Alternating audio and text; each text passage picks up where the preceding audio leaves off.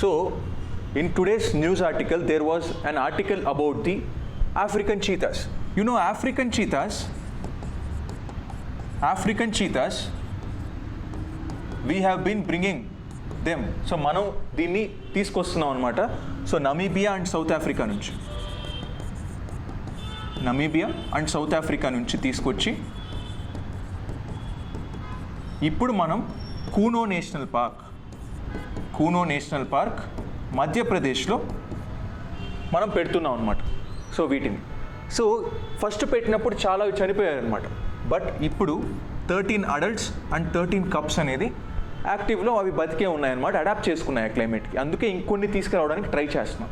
So అందుకే మనం ఏంటంటే వేరే ప్లేస్ వెతుకుతున్నాం. అది వచ్చింది గాంధీ సాగర్ నేషనల్ పార్క్